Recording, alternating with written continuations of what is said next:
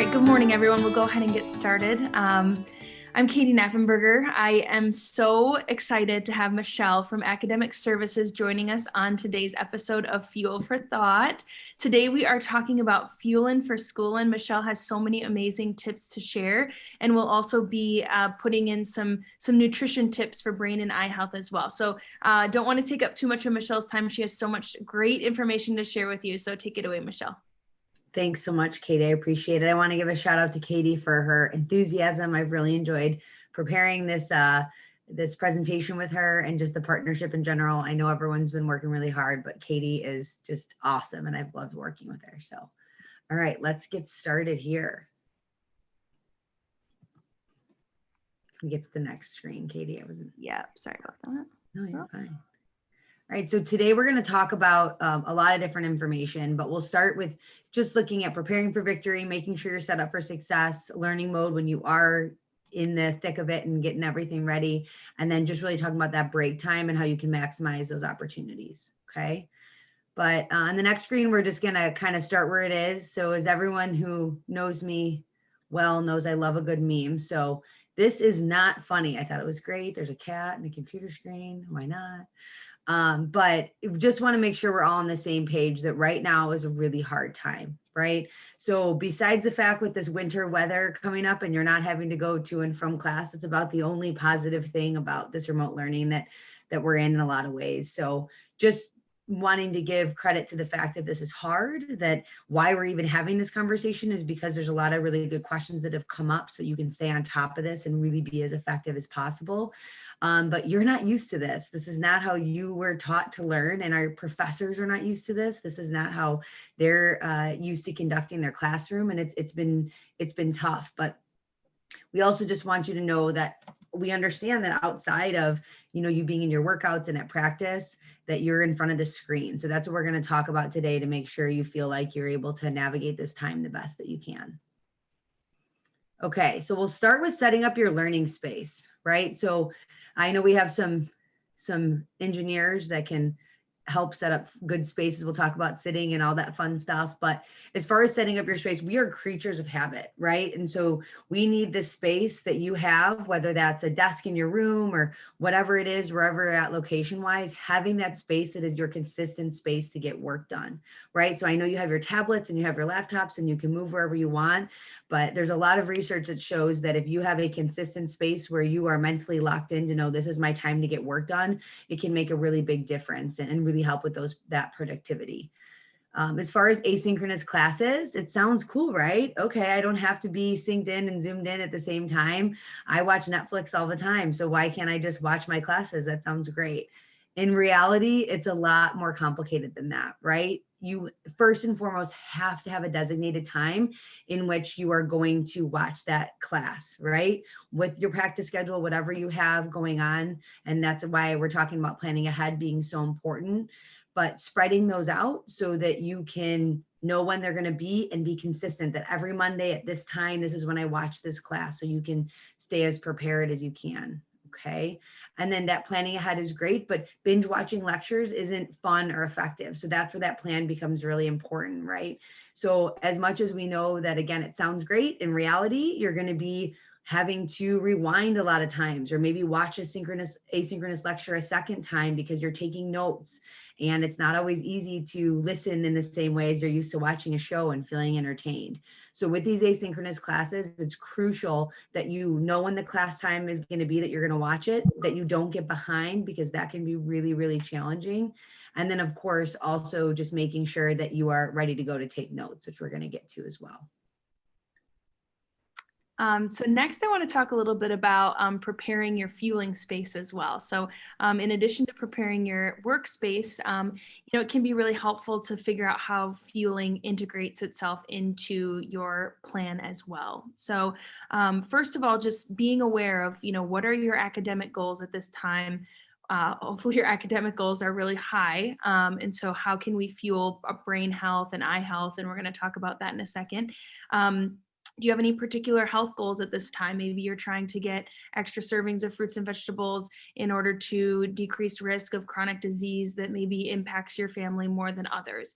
Or maybe you have some performance goals. Maybe you have all three of these. And so thinking about that first, I think is really important, because if your goal is to have more fruits and vegetables in your day to help decrease muscle soreness, then we have to make sure that we have available and visible and accessible fruits and vegetables. And so first of all, just taking a second to think about your goals. Second of all, in regards to what we're talking about here, if we're looking to impact our academics, maybe we want to look at nutrients that support brain health.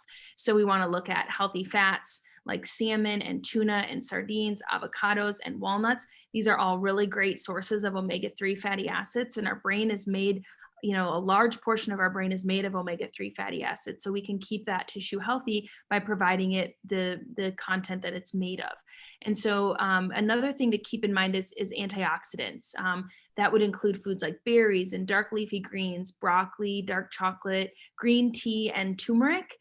Those antioxidants are going to help us deal with oxidative stress. And so we've talked in previous episodes about how all of us deal with oxidative stress, and that makes it, not only difficult for us to recover from our exercise and training, but it's also not great for our brain health either. And so we can help mitigate some of that oxidative damage by eating these antioxidant rich foods. And then finally, I think it's really important that we remember what fuels our brain. Okay. Carbohydrates fuel our brain. Our brain loves to work off of glucose.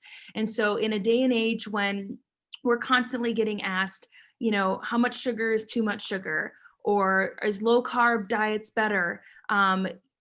Keep those things in mind, because if your brain is feeling a little foggy, or it's difficult for you to focus, and you think back on your last meal and your last snack, and it was void of all carbohydrates like oatmeal or whole grains or fruits, your brain doesn't have its preferred fuel source in order to operate on. So once you kind of have oriented yourself around your health goals, your performance goals, and you're considering some of these foods that support brain health, there's some resources that I want to make you aware of. One of those is that we have a recipe book at the Fuel Bar that you can come by and check out, that just talks about, these are basically 5 to maybe 7 ingredient recipes. So super easy. I'll highlight a couple of them later in this presentation, but it can be helpful to look through some recipes and then figure out how you're gonna do your acquiring of fuel. If you're on campus and going to the dining hall, that's pretty easy. You just go to the dining hall and get your food.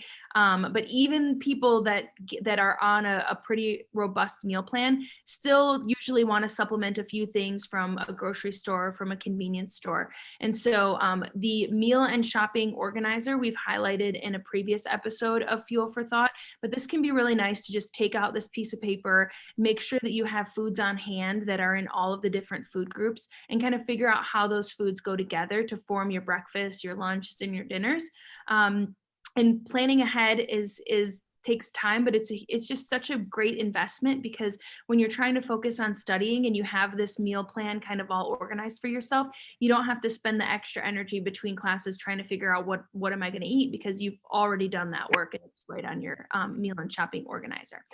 We also have a book at the Fuel Bar called Ultimate Dining Hall Hacks, and this is kind of cool because it allows you to just kind of innovate a little bit with some of the food that you're given through Nona Joe's or through the dining hall or through the fueling station. Even you can take these foods, you can kind of mix them up or cut them up or bake them up, just kind of move them around a little bit, and it's a totally different meal and snack. And so checking out some of those resources might be it might kind of get your creative juices flowing. And then just a couple foods I wanted to highlight. I wanted to highlight the fruit and yogurt parfait just because you have yogurt available at the Fuel Bar. And so we're just a couple of fruits away that you could even pick up some of these fruits at the Fuel Bar at Nona Joe's, and some granola, which we have at the Fuel Bar, to make these things up for yourself. So these are things that can be made a couple days ahead. You could do this on a Sunday, and then, in between classes, you could just go grab this and have it available to you for a really nice snack. And then the other thing I wanted to highlight a little bit more was turmeric. We talk about turmeric a lot. It's really popular these days because we're learning about its role in brain health, its role in its antioxidant capacity and in exercise recovery. And so I have a recipe down at the bottom, or an inspiration for you. It's a turmeric smoothie. So basically, it's clementines, which we have at the Fuel Bar, and you can take those and you can freeze them in your freezer. And then when you have your blender, you can put in those frozen clementines. You can put in a milk of your choice, whether it be dairy milk or almond milk or soy milk. And then you can put in just some powdered ginger or powdered turmeric, which would be nice spices for you to have around, just because they're really good for health and performance. Blend that up and have it ready to go. And so this is a really easy smoothie. It's pretty low cost. You'll just have to get yourself some spices. But that would be a great way to support your brain health. All right, so now we're talking about the fun topic of distractions. So all of us know that it's very easy to be distracted while you're in lecture or paying attention to something you should be paying attention to. I know everyone can relate with this. The biggest culprit is our phones, right? So whether it be you're putting your phone on airplane mode, or you're turning your phone off, or you're putting your phone on the other side of the room, when you are needing to be in a important call with your team, or of course in a lecture that you need to be paying attention to, it is almost impossible if you have your phone sitting there that you're going to expect yourself to stay locked into that class. So please feel empowered by making the decision to do that, by putting your phone on airplane mode or moving it. Please also considering disconnecting your phone from your laptop or tablet, whatever you're using. I can tell you, as someone who is on Zooms with students all the time, shout out to all my cats, that you can hear all those noises, right? And I don't know how you all deal with all the group texts that you're on anyway, because it seems like you're inundated with it. But it seems silly to consider that you could be really paying attention to a lecture, because if you were in person, you wouldn't have to be dealing with all of that. That you need to disconnect your phone from your laptop so that you're not just getting hit with all of that while you're supposed to be staying focused. Another great way to stay locked in mentally with a class is to take really quality notes, whether that's you're writing it on a notebook or you're typing it, you're having it organized, saved in the right spot. Again, these things are going to empower you to make sure you're doing well and keep you less distracted and make you feel like you really are controlling those controllables, right? But taking those good notes, even if it's a class that you feel like, man, I don't know that I need all these notes, by writing things down or typing them in, it's going to help you to kind of force yourself to stay focused while you're in class.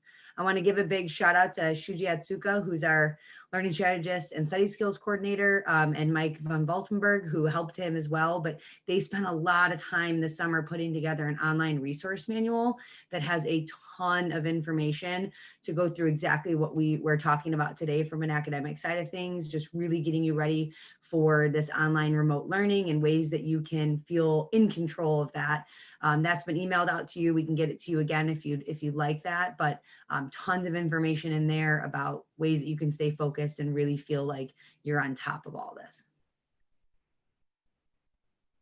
And next, we're going to talk about your eyes. So one thing that, again, Shuji was talking with me about is really our muscles and our retinas in our eyes.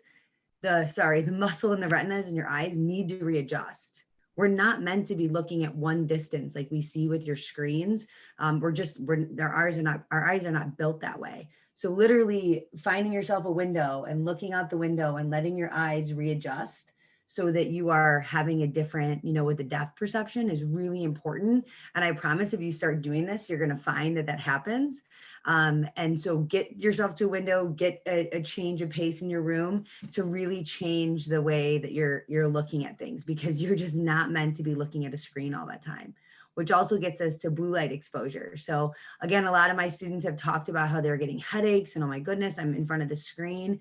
Do consider getting blue light glasses. I thankfully don't have to actually have glasses. Very thankful for that. But I have gotten very accustomed to my blue light glasses. I have some real trendy ones I've seen from students that have ordered them. So I think it's a fun accessory as well. Otherwise, a lot of my coworkers have gotten screen protectors for their tablets or for their laptops. But again, you're not supposed to be exposed to that much blue light from screens, tablets, phones. So consider that as a really helpful tip as well. So while we're on the topic of eyes, I wanted to highlight a couple of nutrients that are really important for eye health: lutein and zeaxanthin. And so these nutrients are actually concentrated in the macula, which is at the back of the eye, and it protects the rods and cones that are in your retinal cells. And so the rods and cones are really important for a lot of different types of sight, for making sure that you can see crisp, so that you can see clearly, so that you can see in low light and bright light, and so that you can see in color. So really important that we keep these healthy. And some of the foods that are really high in lutein and zeaxanthin are orange bell peppers, corn, dark leafy greens, broccoli, and the egg yolks, the yolk part. So just trying to figure out how to incorporate some of those into your day would be really helpful for your eye health as well. And so one of the ways I was thinking about was a simple egg bake. And so we do egg bakes at our house probably at least once a week, because we always have just like random bits of, chicken breasts that got left over, or random vegetables from random things that didn't get eaten, or whatever. And an egg bake is just a really nice way to just kind of put all that stuff together with a sauce of your choice. So I've done this with whatever I have with salsa, and then cracked eggs and mixed up with cheese and milk, and then just bake it in the oven. But I've also done it with pesto, which is really good as a sauce. And so whatever your favorite sauce is would probably work really well in an egg bake. And this is a really economical way to make sure that you decrease your food waste. And eggs are very economical to buy as well, good source of protein, but also, great source of lutein and zeaxanthin. And they're also a really great source of choline, and choline is really important for our brain health as well. So this could be kind of a power packed dish for you if you wanted to incorporate this into your day. I just put down there that spinach smoothie. It's just such an easy way to get dark green leafies in, is just a handful of spinach in whatever smoothie you might be making. Of course, you can always do salads and things like that, but sometimes it's hard. If you're just not feeling eating all those leaves, just blend them up and drink them down, and you'll get the same benefits from those. And then finally, I just wanted to highlight the salmon, the canned salmon or the pouches of salmon can be a really nice way to get in some of these nutrients as well. And so you can make up, and we've talked about this on a previous episode, is just mixing that up with some plain yogurt or some light mayonnaise with some dill, and you can use that, eat it with crackers. You can spread it on bread. You can make kind of a salmon melt or a tuna melt sandwich. You could just add a scoop to it to the top of your salad. You have a ton of options, and that's really power packed. Salmon is pretty power packed nutrient, or power packed food with lots of nutrients in it, including omega-3 and vitamin D, which are important nutrients for eye health as well. We've covered vitamin C extensively on the Fuel for Thought that talks about immune health. We also talked about vitamin E in that episode, and zinc. And so you can go back to those episodes and learn a little bit more about those nutrients, but know that they're really important for eye health as well. And then finally, on the topic of eye health, broccoli is really high in lutein and zeaxanthin as well. And so really great way to cook broccoli could be just to roast it in the oven with one of these sheet pan meals. So really simple, preheat your oven to 425 degrees. You can cut your sweet potatoes into little cubes, or you can even buy them pre-cut if you just don't have the time or the want to cut your sweet potatoes. But basically you just drizzle those sweet potatoes with olive oil and then salt and pepper or whatever seasonings you want. Throw them in the oven for 15 minutes because the sweet potatoes are going to take a little bit longer to cook than the chicken and the broccoli. So cook the sweet potatoes a little bit first, then bring them out, add your chicken, add your broccoli and whatever seasonings you want to do on those items, and then cook for an additional 15 minutes. And so we want the chicken to reach the internal temperature of 165 degrees. So you can use your food thermometer. I always feel like we should have a food thermometer. It helps us cook our chicken to the right temperature and then not cook it so far that it gets dry. But this can be, a great meal prep. This can be something that can be done, in phases, potentially in between classes. But this is a pretty good investment, because wouldn't it be nice in between classes to just kind of run to the fridge and grab one of these little pre-prepared containers and have your lunch or your dinner, or whatever it is, kind of good to go. So just want to add a little inspiration there. And this can be done with multiple different vegetables and proteins as well. So you can Google sheet pan meals and see if there's anything that kind of fits to your liking. I'm getting hungry listening to all of that. Sounds delicious right before lunch. All right, so getting back to kind of that learning mode, and we're going to talk about sitting. So similar to our bodies not being used to being in front of screens all the time, our bodies are certainly not used to having to sit for long periods of time either, especially for you all as student athletes who are used to being so active. It's important to plan a way to take these breaks, right? So standing is great if you can figure that out. Again, shout out to my engineers who are really crafty. But having a desk where you can take breaks and you can, put your laptop or tablet on some books or something in your room that you can then stand for part of your lecture. It's important to have those cameras on so that it's also forcing you to be engaged. It's something else that I think it really, really helps keep you accountable in classes, even if your professor doesn't require it, is to keep your video on so that they know that you are engaged and are paying attention just like you'd be in lecture. But if you need to stand for a little bit, again, it's really, really healthy. But if not, making sure during those breaks that you are stretching, getting up to move around. You have a chance to, you can download a YouTube 5-minute yoga stretch and just get up and move around. Of course, you can also make some of these delicious snacks that Katie's been talking about, but important there. Another thing I want to highlight is just figuring out your maximum concentration time. Okay. So it's important to figure out what it means for you. It's going to be different for everybody. But when you're looking at your concentration time, it's important to know, okay, I might have 45 minutes where I can realistically know that's when I'm going to hone in and I'm going to study. Right. So that's great. And you can, as silly as it sounds, set a timer and lock in for 45 minutes when you're trying to plan on your studying, and then make sure that you're also being able to plan for those breaks and then have a plan of what you are going to do during those breaks. So we'll talk a little bit more about that here. Okay, so in between classes, Katie mentioned these times in between classes earlier. So used to only be 10 minutes as you're trying to get to and from sides of campus, but now we have at least 20 minutes in between with the way that we have the classes set up currently. So again, planning ahead to what am I going to do during these class breaks? I think it's really important to plan to get away from your phone. Again, your computer screen, get away from that. We don't need to be around it more.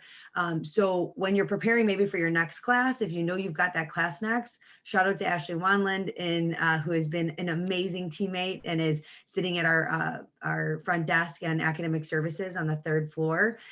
She's been awesome about printing stuff out for students as needed. And so make sure you tell her when you're going to pick it up. Side note, very helpful. But please feel free to print out things that we need for maybe your lecture slides or whatnot, so you can write on them, whatever it is. But find ways as you're planning ahead to have things that you can look at that doesn't involve a screen as you're preparing for your next class or whatnot. Also, another good resource that Shuji and I were talking about is that Study Strategies of College Students, something to look at, and we can get that link to you as well. But again, a lot of really great information as you're planning ahead with maximizing those breaks. And what's nice about those breaks are they are a break, right? We want you to look forward to those breaks. And for some people, it might be reading a book at leisure. Wonderful, like books. But also, again, don't just watch TV or be on your phone. I know when we hear a break, I think right away you think, oh, I'm going to go to my phone and I'm going to kind of take a brain break. But plan something like cleaning your room, doing your laundry. Again, something that's going to get you up moving, but also make you feel productive with your time.